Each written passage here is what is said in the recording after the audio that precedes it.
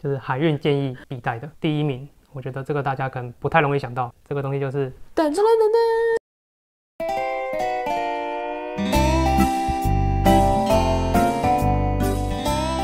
欢迎收看我们的频道。今天我们来分享，有一些粉丝敲碗很久，如果你是刚要移居到荷兰的朋友们，应该要带一些什么东西来到荷兰？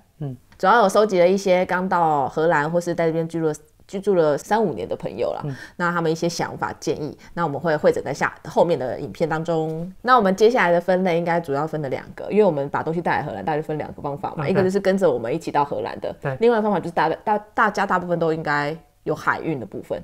对，就如果你有一个海运的机会的话，你要带什么来划算？我觉得大家会比较多想法的时候，是当自己有海运的机会的时候，因为你能带的东西就变多了，对，然后就开始想说，那这东西要不要带？那东西要不要带？可是，但如果你只有托运跟随身行李，大概空运的话，你就那么几件，你大概就没什么好选择。对。我们先讲比较简单搭机的部分。如果他现在只能搭机过来的话，不是搭机，已经是搭飞机嘛，搭货轮。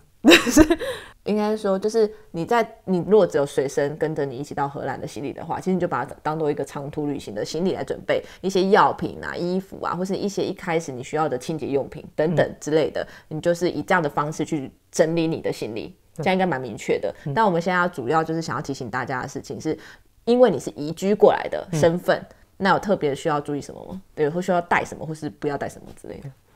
我第一个想到就是证件。因为那时候我们自己要过来的时候，证件其实有点困扰。有些证件你长途旅行其实不见得会带着的，对，或者长途旅行你就算带着也无所谓的。这些我们要把它详细的区分开来。对，例如说驾照就是一定要带，那要特别提醒是，国际驾照其实只是1本，你要有台湾的驾照一起，这样才是有效力的。所以不要只带了国际驾照来，没有带驾照正本来。那再来第2个就是健保卡跟自然人凭证，建议可以带来这边。那它的用途都一样，就是有些台湾的政府机关，你必须用自然人凭证或是健保卡，可以远端用读卡机做登录。主要是用在有些跟台湾政府有一些，就说你要报税啦，或者是你要查一些劳健保的资料啊等等的。对，主要是就是前阵子才报税季嘛，就非常有感，就用。对，因为我自然人凭证刚好过期，还好我带健保卡，这就会是一个用途。那有没有什么东西就不要带来的？像我们刻意不带来的有，台湾的身份证跟机车驾照。对。那台湾身份证的主要原因就是我们过来，我们需要家人帮我们代办一些银行的事情。对，就是我们需要让家人帮我们办一些有关政府或是银行，对，要转账过来啊等等的。然后机车驾照目的就是你机车驾照在这里没有用，那你留在台湾家人就有双证件，很多事情可能就可以因此办理比较方便。然后还有另外一个，因为我们手机在台湾的时候转成易付卡的模式啊，所以我们的易付卡因为反正来到国外是没办法用的，对，它没有办法漫游，所以我们就直接留在台湾，然后让台湾家人如果就是因为我们手机门号没有变，所以有时候收一些什么银行的简讯啊，或是认证码等等，那家人就可以帮我们透过手机看。对。可是就是如果我们从这边回去台湾的时候，一落地我们就可以换台湾的 SIM 卡，还是方便的。对啊，对不对？但我个人是觉得刚落地机场的 WiFi，所以就这一个部分就还可以，只要落地台湾我就因为毕竟人生地熟的，没在怕的。跟路人借电话好像也是蛮 OK 的，也是。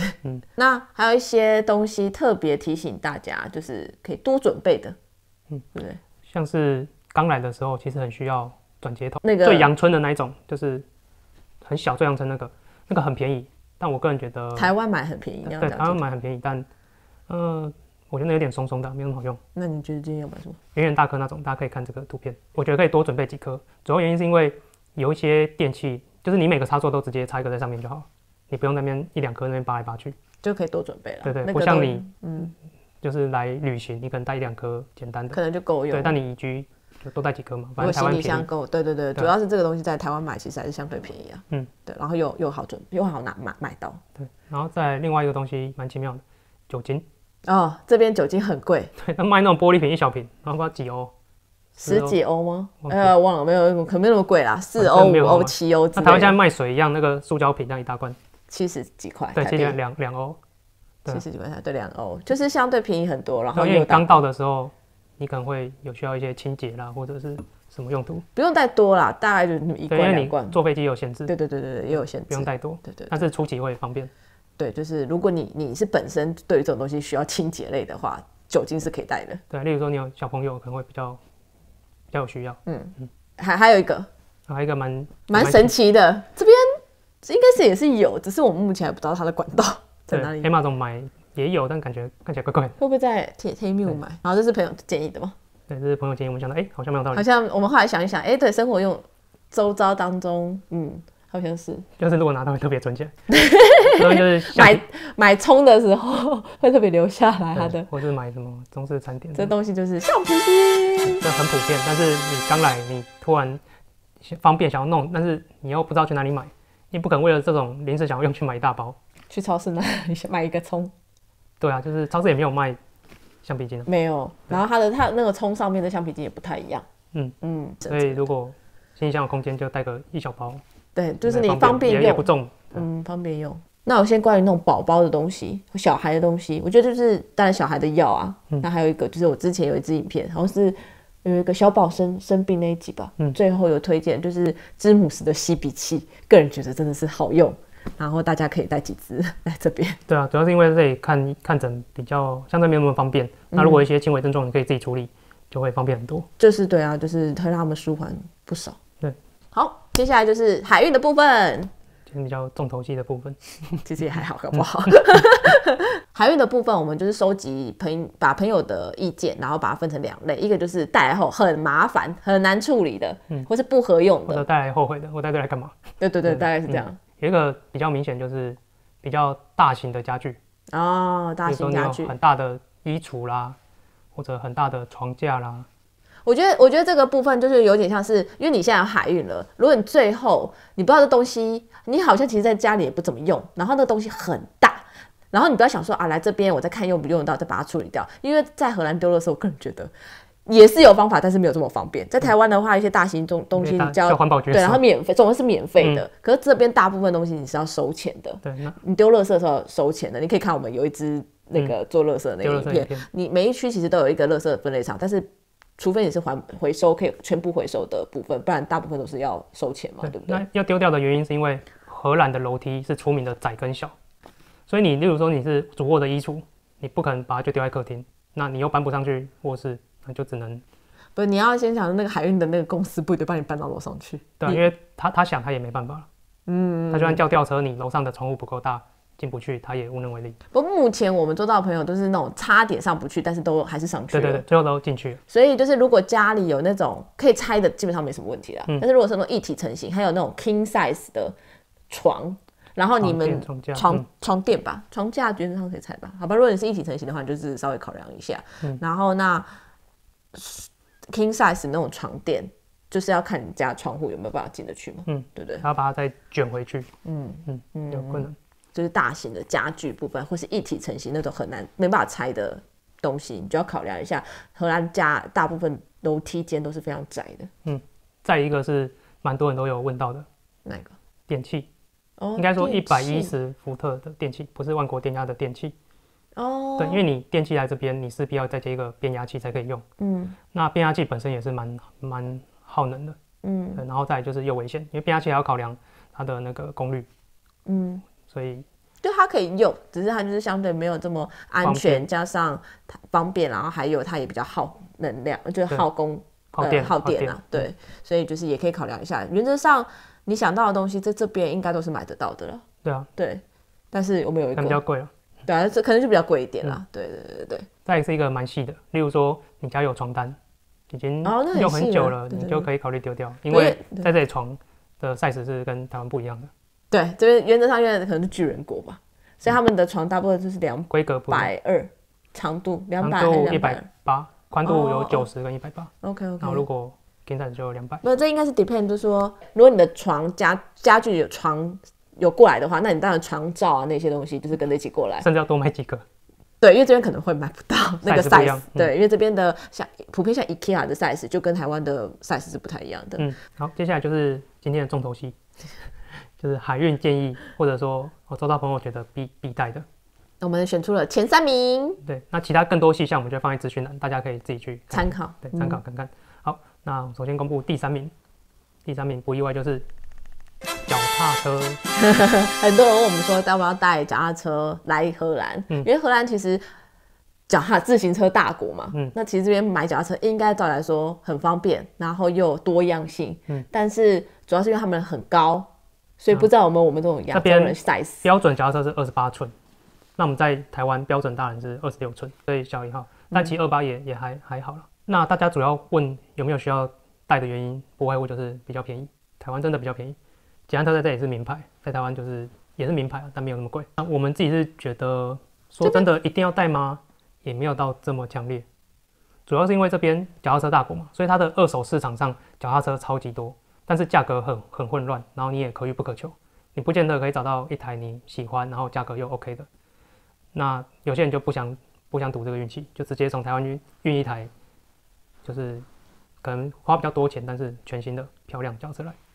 是哦，对，所以很多人运脚踏车原因是这个。那至于脚踏车的它的充气有欧规啊、美规的那个不用担心，这个充气很容易都 Amazon 都可以买到。你说轮胎打气的那个部分，那个孔，那个不是问题。好，接下来公布第2名，第2名不意外的就是大同电锅，对，这必备啊，我觉得。对啊，我是觉得蛮重要的。主要是在台湾你就买到220的，对，不是问题。对，所以你就在台湾就先买220的。这看你是要康赖还是海运，其实都还可以。对，如果你是跟着你到荷兰，如果你还有行李件数的话，那当然这样子带来的话，你开始煮饭的时候也很方便，你就不用用那个什么汤锅那边煮。等到海运来也是可以啦，前期就吃比较难吃的饭而已。好，用瓦斯炉那边煮饭。对啊，所以就是不过它是很重要的东西。那当然这里二手市场你也是可以等得到，但一样是。我觉得相对于脚踏车来说，它出售的频率低很多。就是没有那么好等到，而且如果你是要10人份的话，好像就更少。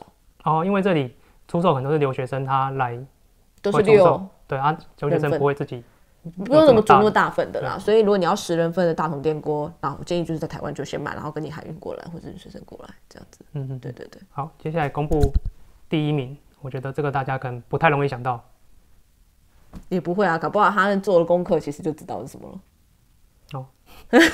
但没有做过功课的人，没有要来荷兰，像刚刚那个大同电锅脚踏车，可能一般人想得到。好，这个东西就是抽取式卫生纸。对，这个在这边买不到卫生纸。对，这有抽取式面纸，但抽取式卫生纸好像没有。目前或者有，但是应该很贵。我不知道，目前我们在一般荷兰的那种生活超市，或是去德国的 DM，就看到是面纸啊。有朋友说是有，但是我们没有看到。如果知道的话，可以在留言。对，因为在荷兰，无论你在厕所、在厨房、在餐厅，全部用都是卷筒式卫生纸。这边就是很习惯用卷筒式卫生纸。不是说用卫生纸不好怎么样还是什么的。对，主要是不方便。你每次抽卫生纸用2只手，那我们也无法理解为什么这么方便的东西，这里竟然没有。有啊，好抽取式面纸啊。但面纸就是你不能丢马桶。卫生纸可以哦。卫生纸可以啊。是哦。对啊，这个是很重要很大的差别。海运的东西这么特别重要的原因，有一个很重要的原因是因为这些东西是你即便搭飞机你也不会带或者很难带过来啊。对，你不会带一整个行李箱里面都是卫生纸。对，但是不一定哦，因为那个我最近有听一个朋友说，就是因为大部分现在在这边待久了的朋友，应该会回去再带来的东西就是海鲜类，鱼啊，或是甜不辣啊这种，在这边很难买得到，或是没有那么多样的。再来就是，如果你的行李件数够的话，其实你就直接托运一整箱的抽取式卫生纸。重点是因为现在很多人会自驾去机场，然后开车回来嘛。那你在机场把它拆掉，然后就是把那个卫生纸塞那个缝隙，当做缓冲哦。对，我现在看起来蛮有道理的呢。对，所以大家也可以考虑一下。对，然后卫生纸入境也不会被扣税。他说：“你这个看起来很贵，要被扣税，不会卫生纸。”你怎么确定？他说：“哇，稀有珍品，这个会吗？不会。”他算贱，会抽的应该就是3C吧。你就送他1包。对，所以抽取式卫生纸在这边就是应该说我们生活习惯啦，就是会觉得它蛮好用的，那大家如果海运的话，可以多带一点，但是当然家里储存空间要够了。以上就是我们总结一些朋友的主观的想法。就是大家的分享。那我觉得一个重点是，你就是也不用焦虑说什么东西一定要带，这里都有替代品，差别就是你用的顺不顺手，或者是不是贵了一些。对啊，其实用钱，其实这边其实还蛮多管道，还是都买得到你想要买的东西，或是有些就像你说的替代品。那我觉得有一些平台我推荐给大家。对，主要就是你在考虑一个东西要不要带过来，想要比较一下价钱的时候，有几个平台是你可以做参考的，你可以大概看一下在荷兰的价格大概是怎么样。第一个就是我们最常用的 Amazon 打 NL，就可以上去大概搜寻一下有没有这个品项啊，然后价位大概多少，这样心里大概就有一个底。大概已经有八成以上的东西 Amazon 上面应该可以找得到了。对，它就是一个很棒的参考。而且它英文的资源蛮好的。就是一些，但是如果是涉及一些生活小物，你说的鸡乐产品，因为生活小物，就是你在台湾觉得是一些淘宝啦、中国制的东西，就可以在这边上 Temu 还有阿里 Express。对，这就是2个大陆的平台。对，那上面的东西也可以做个参考。对，就知道大概在荷兰能不能买到。那通常它上面会等比较久，对，然后品质也比较就是需要看一下运气。但我个人觉得有一些像我们台湾制的，如果什么干货啊，或是说日本制的，一些文具啊等等，或是韩国的，你如果在台湾本来就喜欢，或是说很好买得到的话，原则上这些东西在这边买都一定是比较贵。对，尤其是这些日本制的好小东西。就是台湾准备过来会比较就方便便宜，然后的话就可以海运过来这样子。对啊，这些细项我会放在资讯栏，大家可以参考一下。对，那台湾应该大家都知道台湾人在荷兰的社群啦，其实上面有很多人在分享，大家也可以看一看。那以上就是我们今天的分享。如果喜欢我们影片，记得订阅、按赞、分享、开启小铃铛。拜拜。